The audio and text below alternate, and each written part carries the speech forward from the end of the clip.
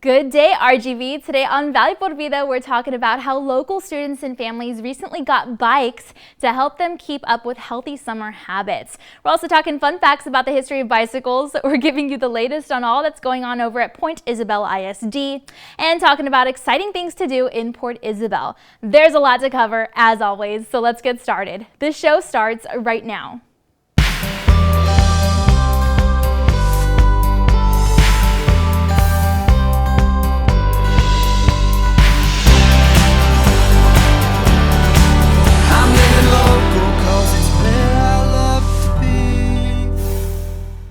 All right, thanks again so much for joining us today. I'm your host, Danielle Banda. So it's always good to, just share good news, right? Especially when it's happening here in the Rio Grande Valley.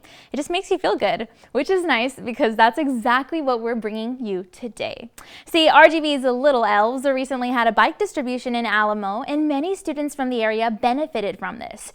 The goal here was to just help encourage healthy activities for students and families just to engage in this summer. And a lot of local sponsors and community members and supporters came together to make this possible, which is even better.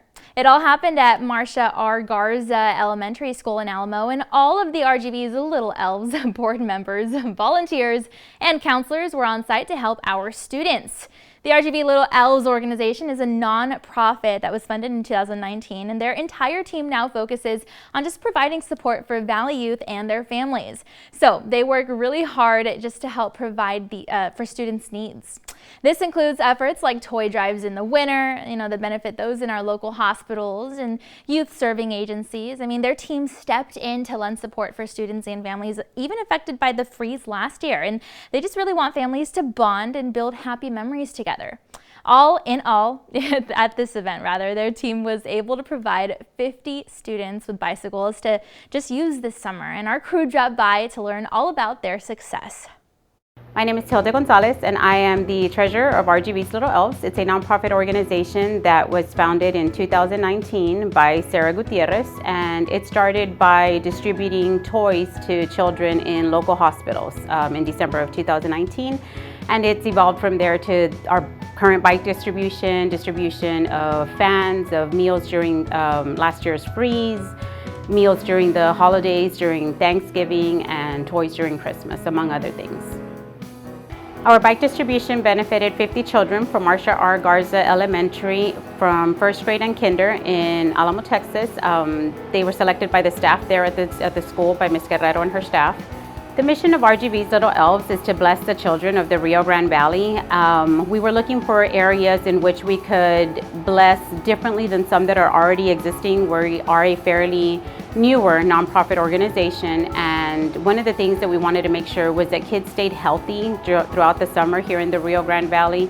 And I know that a lot of parents of, different economic backgrounds are possibly not able to afford bicycles for their kids, and so that's one of the things that we knew that it can be shared among siblings and that it would be a very good way to promote a healthy lifestyle during the summer for these children.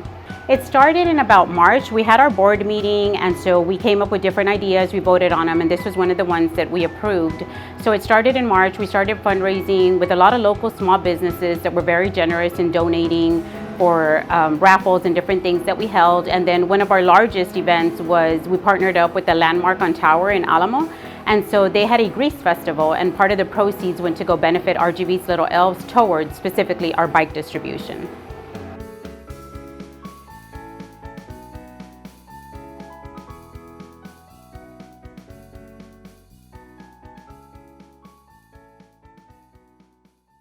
Again, their team wants to thank everyone in our local community who came together to make this possible, because all of the provided resources really helped to make a difference for students and their families. If you'd like to volunteer your time to lend support for their mission on future events, feel free to check out this nonprofit's Facebook page or their website. It's pretty cool because bikes are a lot of fun. They're a great tool to have around for health benefits, for adventure and exploring, and as a hobby, and of course, like I said, just for fun. And on that note, let's go ahead and learn just a little bit more when it comes to fun facts about them.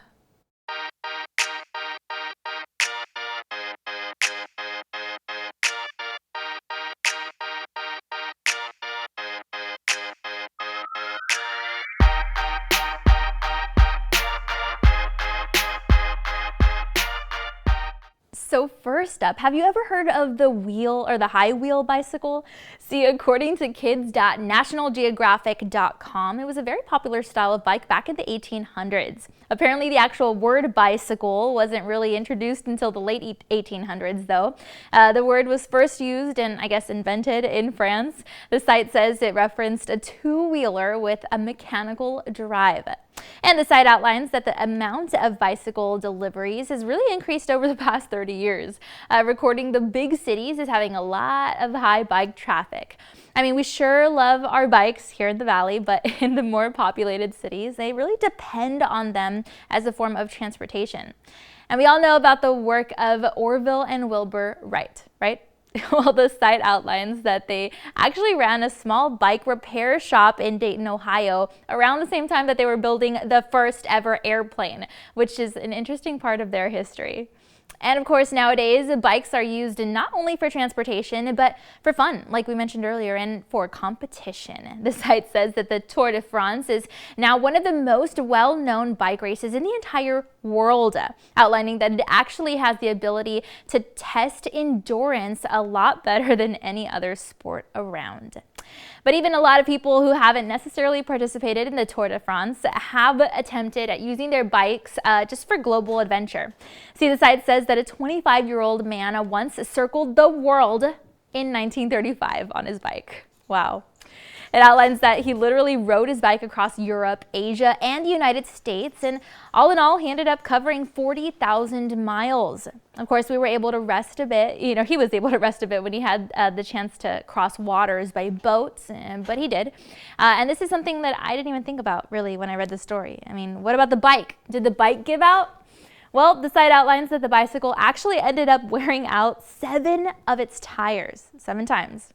Of course, there are all kinds of different bikes, which include bicycle motocross or BMX, and this one is actually a really popular sport in general, but especially for the Olympic Games in Beijing.